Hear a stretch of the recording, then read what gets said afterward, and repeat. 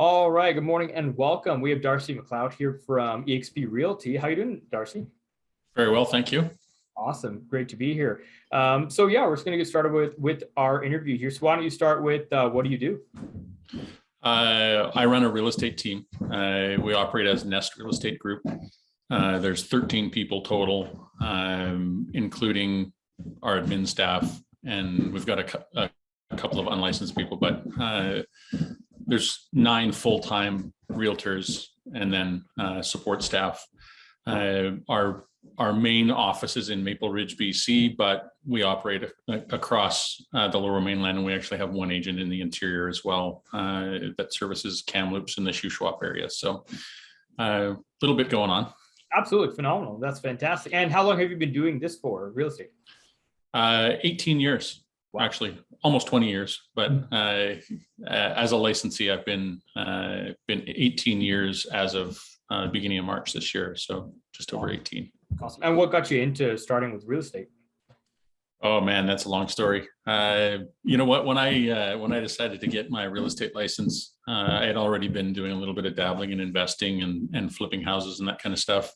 But strangely enough, my background is actually in something entirely different. But I got into real estate because I needed a change, and it seemed like it was an interesting profession that was fairly well respected. I learned a lot more once I got into it than I knew, certainly before I got into it. And my perceptions over the years have certainly changed and modified. So yeah, it's been an interesting ride for sure. Oh, that's phenomenal. And obviously, we're kind of on the tail end of we seem to be on the tail end of COVID here. And a lot of people had to adjust, become flexible, change throughout COVID. How were your guys' services? How were the way you do business? How did that change throughout COVID?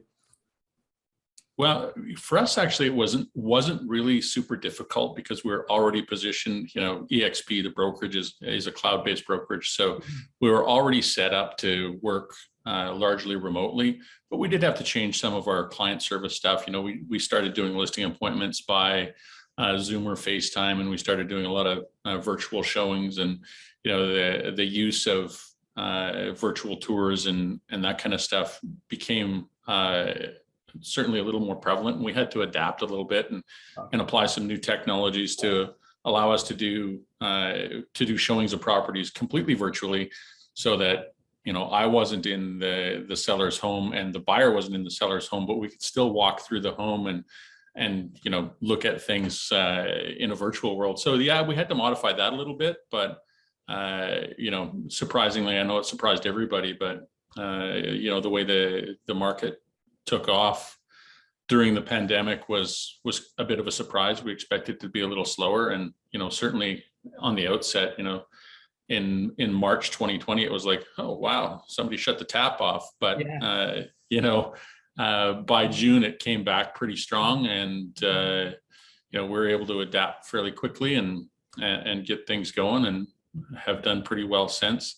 I think probably the biggest struggles have been certainly with a large group of people that we work with, and most of them come in and out of the office all the time, is trying to control those interactions and physical distancing and all that kind of stuff. So yeah, we adapted pretty well, and I think it's actually done great things for the real estate industry and people's ability to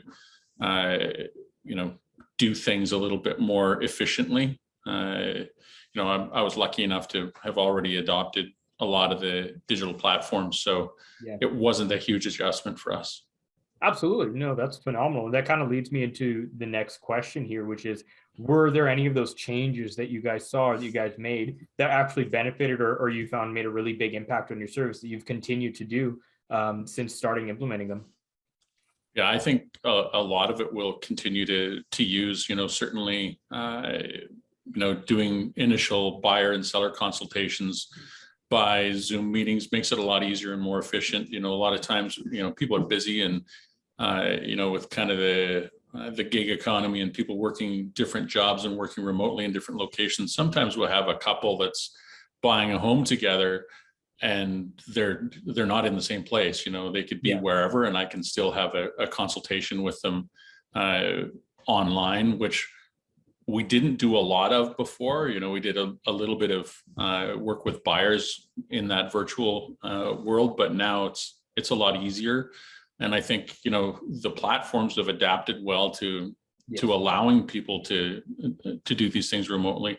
And for us, we were already set up with, digital signature software and, a lot of our, like all of our filing systems. It doesn't matter where my assistant's working, they can work from home or from, their cottage at the lake or whatever, and still do the same work because we've stored everything digitally for, a much longer time than the pandemic's going on. So access to documents and that kind of stuff is really, it's become easier because the platforms that offer the services have made it easier for us to use them because of the, larger number of users. So a lot of the things that we adopted before the pandemic have been improved during the pandemic and will carry on for sure. And some of the other things like the advancement in virtual tour technology, where you can actually go in virtually to a property and walk through and click on features and open up, more enhanced descriptions of them and that kind of thing.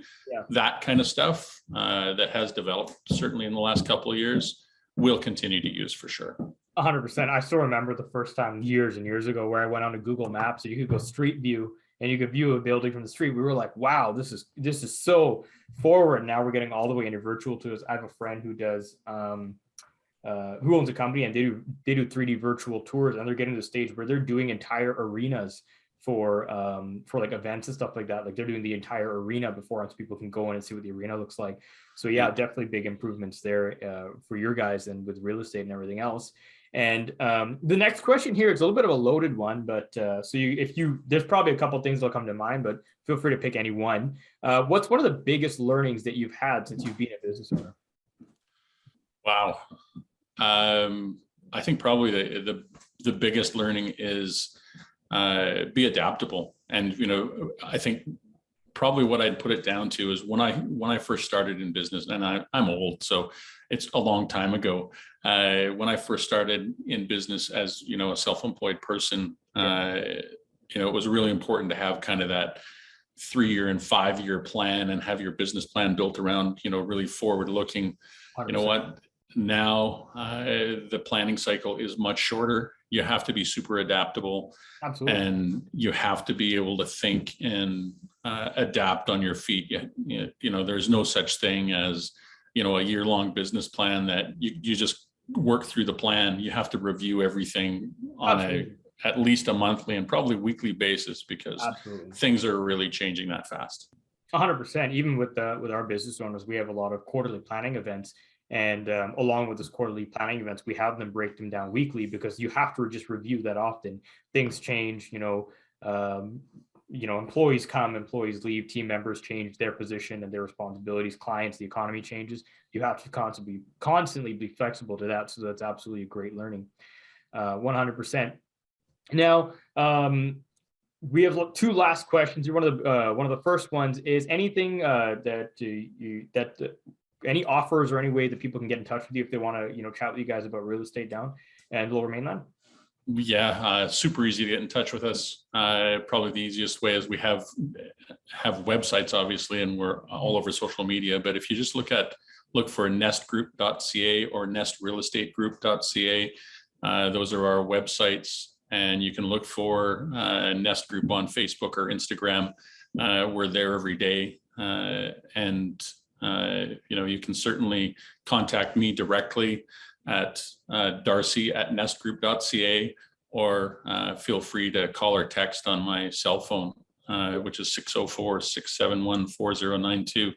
So open to talking to anybody and chatting about pretty much anything to do with business, whether it's real estate or any other business.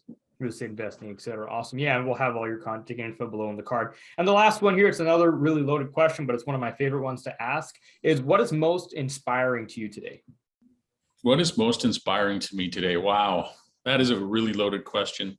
I think, for me, I'm always optimistic about the future and I love to learn. So the most inspiring thing for me today is probably, what can I learn next and where do I have to take my business you know, in the next 3, 6, 12 months to make sure that I'm growing. So, you know, there's the old saying, you either grow or stagnate. And, 100%. you know, I'm not really interested in stagnating. So what inspires me is what's next. It's always what's next. Oh, I love that. Thank you so much, Darcy. We'll have all your contact info below in the description of this video here, and we'll talk soon. Cheers. Awesome. Thank you.